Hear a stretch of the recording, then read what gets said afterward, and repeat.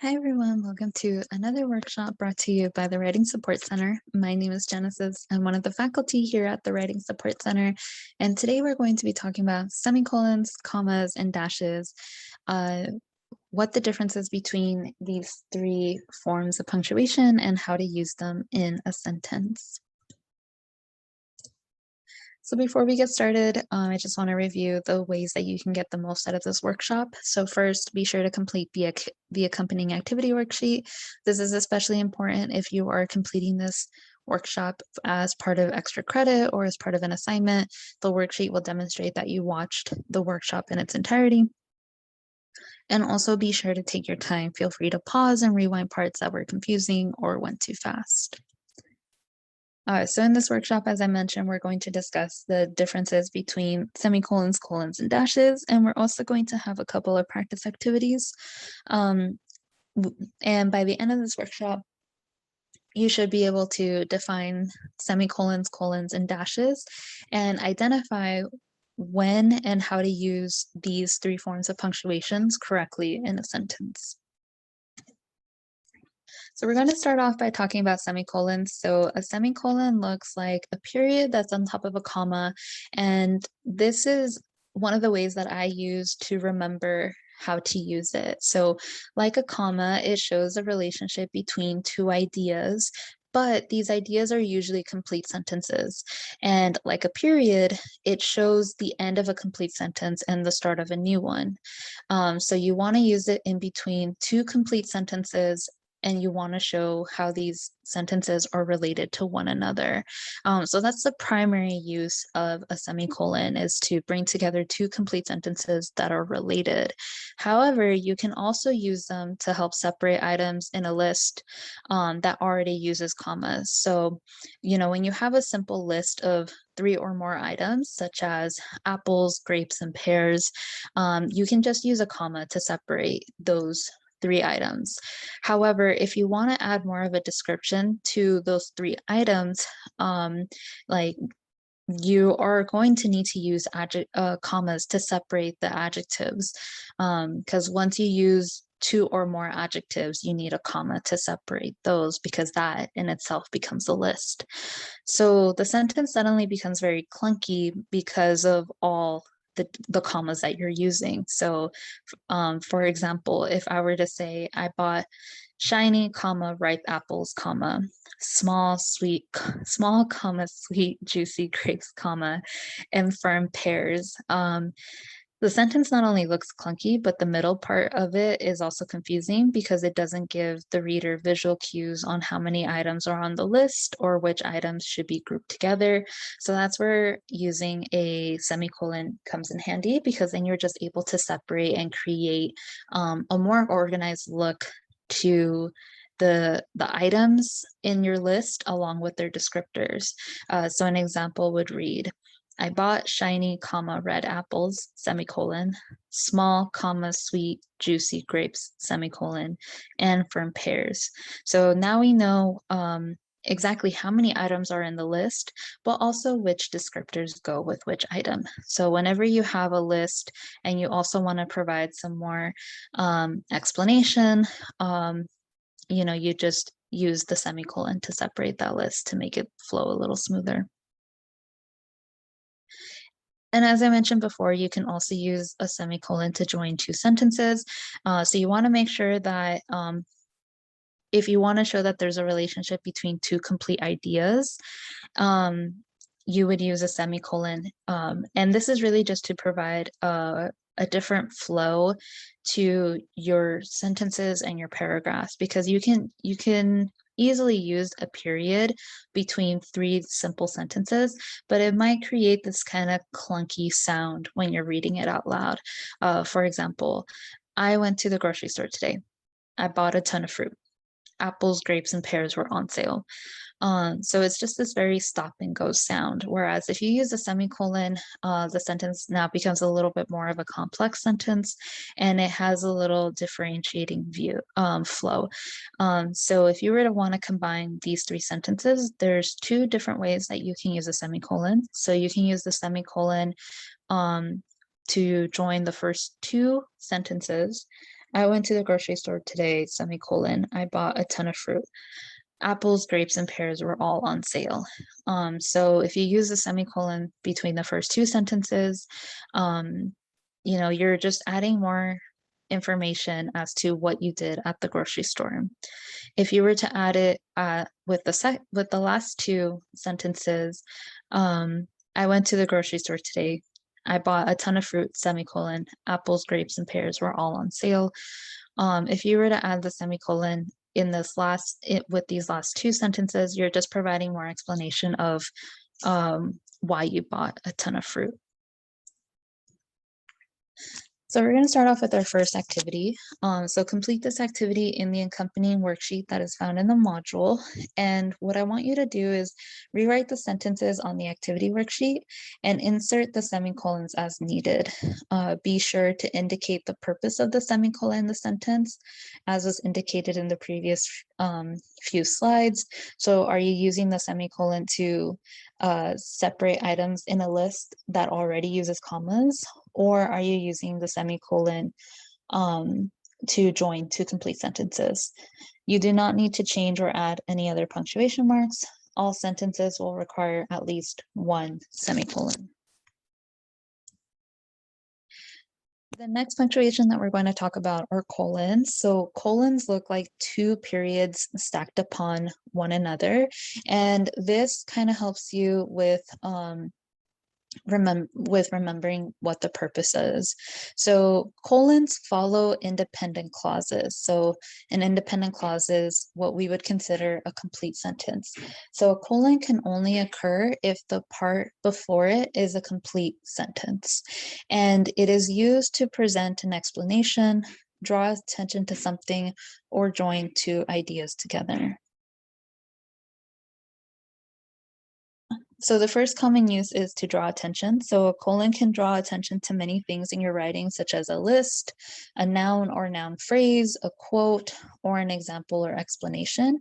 And so below are some examples. So if you have a list and you just completed a thought, but you want to provide more information as to what that thought was talking about, and you want to do it in the form of a list, you can use a colon.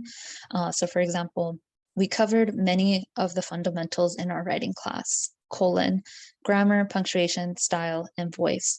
So as I mentioned before, the part before the colon has to be a complete sentence, but we wanted to provide more information as to which fundamentals we talked about in class.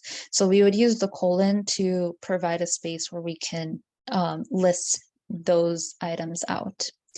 Similarly, you can do that if you just want to use a noun or noun phrase. My roommate gave me the things I needed most, colon, companionship, and quiet. So it's similar to the list example, but we're just providing a specific noun for what the roommate gave. And then you can also use it in a quote. So this would probably be the most common way that you would use it in your essay.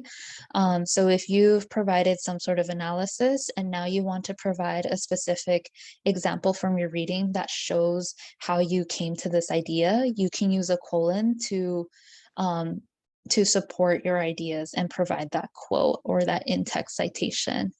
So an example we have is Shakespeare said it best, colon, to thine own self be true.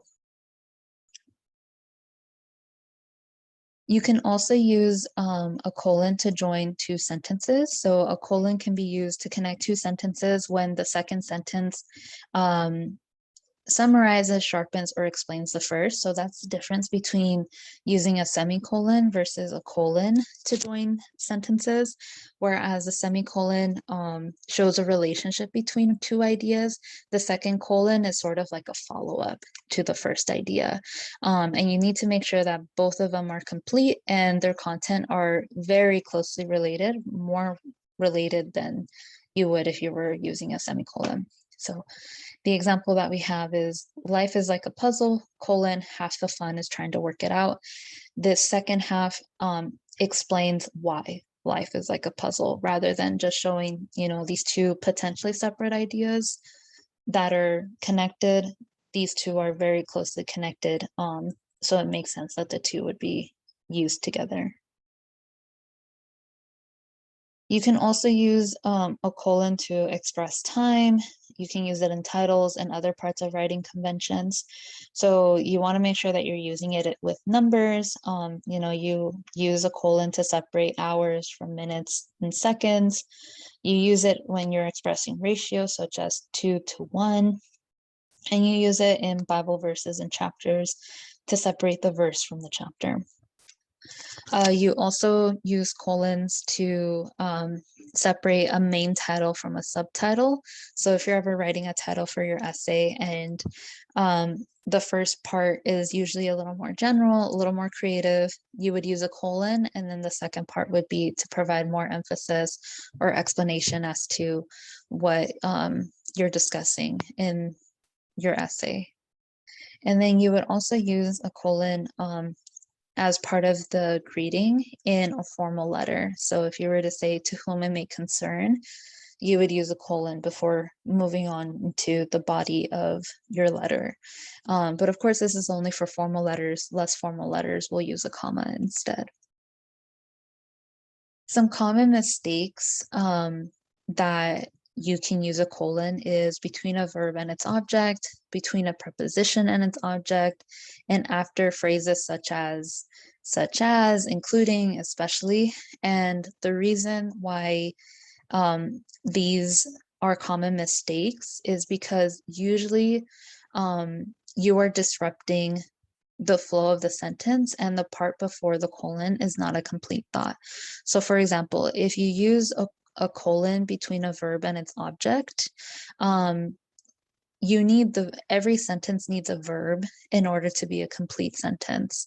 And there needs to be that relationship between the verb and the noun or object. So for example, the very best peaches are, colon, those that are grown in the great state of Georgia. Up until the word are is not a complete sentence. The very best peaches are. This is a fragment. So that's the reason why you wouldn't be able to use a colon there, is because the part before it is not a complete thought. So again, in order for you to be able to use a colon, the part before a colon must be a complete thought.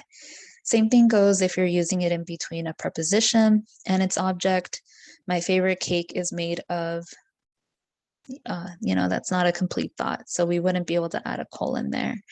And if you're using similar phrases that are expanding or going into a list, you are, again, just disrupting the thought. There are many different types of paper, including that's not a complete thought. So we would need to take the colon out in order for us to have a complete sentence. There are many different types of paper, including college ruled, wide ruled, and plain copy paper. When you're checking for mistakes, so if you want to make sure and see, am I using the colon correctly, just ask yourself, does the material before the colon stand on its own? So just ask, is this a complete sentence? Does it have a verb and doesn't have an object that the verb is talking about? If it does, you can use the colon, and then the part after it is just providing more of an explanation. If it doesn't, then chances are you need to remove the colon in order for the whole idea to be a complete idea. One of the common questions that we get asked is if you need to capitalize the first letter of the word that comes after the colon. And this really just depends on the different citation styles. So if you're using it for a quote, I would recommend that you do.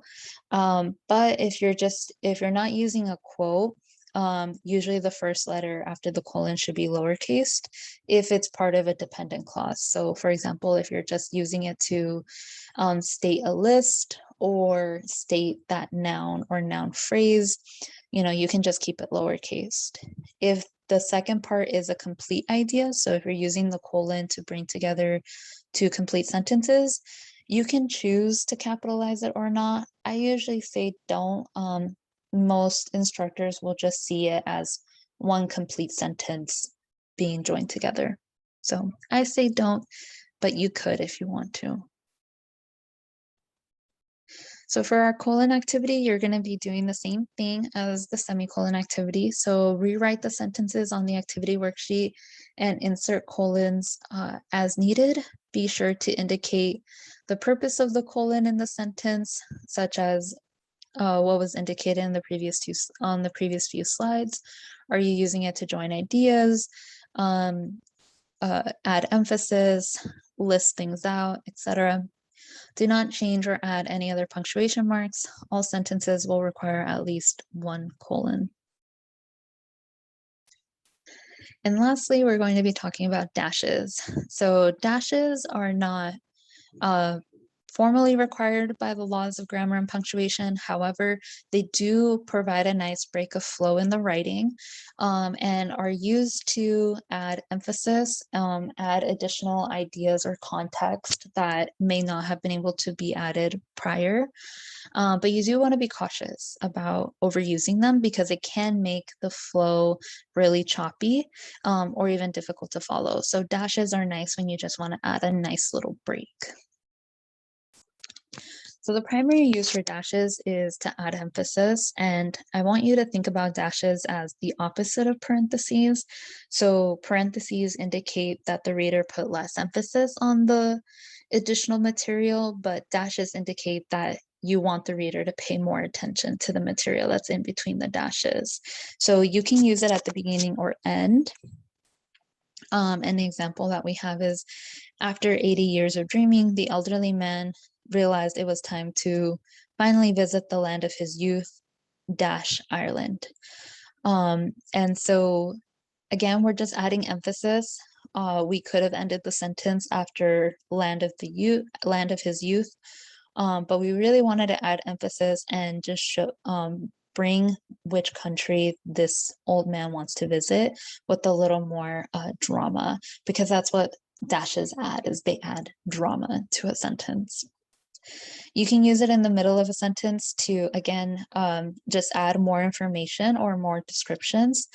Everything I saw in my new neighborhood, from the elm trees to the stately brick buildings, reminded me of my alma mater. So we're just adding more information and we're really just drawing the reader's attention and trying to build this visual up in the middle of a sentence.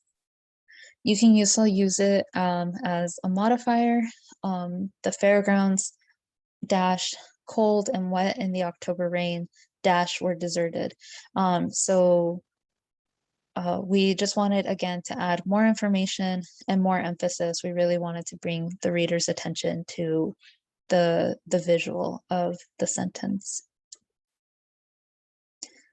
You can also use dashes to indicate sentence introductions and conclusions. So it can help the reader see that certain words are meant to introduce or conclude the sentence. And it's really just, again, just a dramatic way to bring the reader into the essay. Books, paper, pencils, many students lacked even the simplest tools for learning in 19th century America. You can also use it to mark bonus phrases. So again, information that